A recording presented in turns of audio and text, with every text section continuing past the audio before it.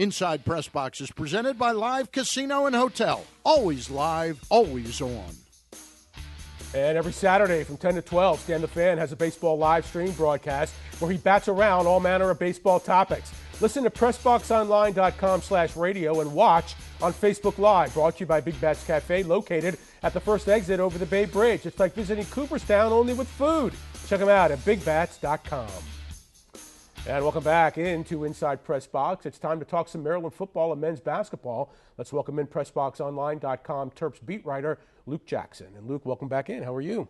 Thanks for having me. I'm doing great. Good. And we've got a lot to talk about as the season starts to change. Let's start with Maryland basketball first. It's the post-Mello Trimble area. So for those who are just getting back into Maryland basketball, who will run the point for Maryland basketball this year?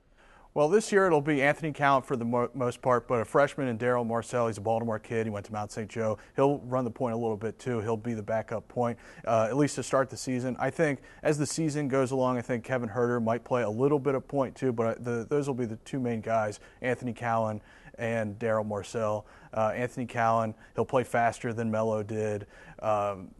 We think that he improved his jumper. I think he was only a 29% shooter from three last year. He's a better shooter than that. We think that he developed a little bit more of a floater, so he can finish in the lane a little bit more as well. And that's a perfect segue because Cowan was one of the three super freshmen last year that basically started all the games. You had Cowan, you had Jackson, and of course you had Herter. I think they started to slide at the end of the season, and that kind of was Maryland's slide. But talk to me about them as freshmen moving on to sophomores, and what are realistic expectations? How have their games improved? Yeah, well, the realistic expectation, I think, for those three guys, Jackson, Herter, and Cowan, is to lead the program this year. Justin Jackson obviously tested the NBA waters. I think he got a lot out of that. I think you're going to see him try to develop a little more of a post game, be a little more aggressive. Kevin Herter, same thing. Be more aggressive. Don't rely as much on your three-point shot. Try to get to the line a little more. I think he only got to the line 28 times last year. Kevin Herter's too good for that. He's got to get to the line more. And like we just discussed with Cowan, I think he's a better shooter than he showed last year. And I think he can finish a little better than he did over the Big Ten trees, so to speak. And as far as Justin Jackson is concerned, at 6'7", he was matched up pretty much at power forward last year.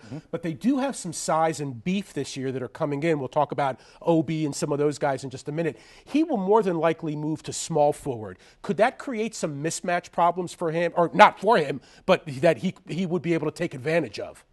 Yeah, I think he'll still play a lot of power forward, especially late in games and crunch time, because that's where the mismatch lies for him, I think, is at the four. And I think he wants to play a little three so he can get that experience ahead of the NBA, because I think it's likely that he will go to the NBA after this year. And in the NBA, he'll have to be a little more of a perimeter guy than he was last year in the college game, and so that means he's going to have to learn how to handle the ball a little bit more, and he's going to have to get to the basket more and develop maybe a little bit of a post-up game as well.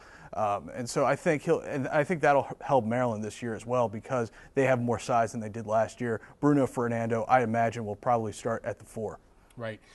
Got a couple minutes left. Let's switch over to football real quick. It was a big win last week, homecoming against Indiana University. The Terps came back and won that game. Two questions. Bortenschlager at quarterback. They're down to their third quarterback this year. And, I mean, all in all, I think he's done okay. Thoughts on your part for Bortenschlager? Yeah, I think he's done okay as well. The completion percentage isn't great. I think it's about 48, 49% going into the Rutgers game. That, of course, could be better. But I think he's gotten a little better each game. Obviously, he had the big win that he led the Terps to at Minnesota. That got them their third win of the year and their first win of conference play.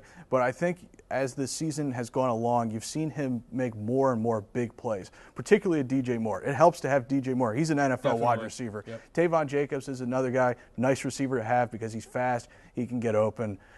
But I really think that against Indiana, he made a lot of big plays down the field, and I think moving forward, that will be what they try to stress with him, because he's more of a pro-style guy than Tyrell Pigram and Kasim Hill were. He can't do the read option like they did. He can't do the run pass option stuff like he did. Sometimes you're just going to have him drop back and fire down the field. And DJ Moore, nice guy to have. Got about 30 seconds left. The Achilles heel of this team is the front seven on defense. We've got a graphic that shows some of the numbers that they've, quote unquote, put up this year. That's got to change in order for them to compete in what is, I think, the toughest division in all of sports.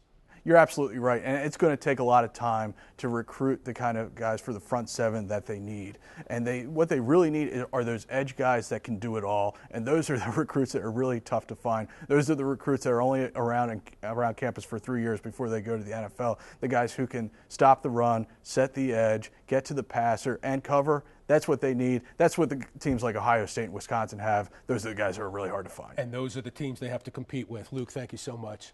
Absolutely. Really appreciate you. Keep it here for the Towson Tigers final wrap-up. Inside Press Box will return right after this.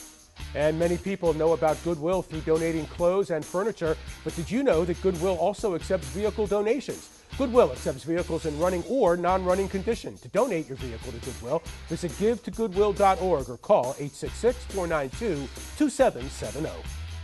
Inside Press Box is presented by Live Casino and Hotel. Always live, always on.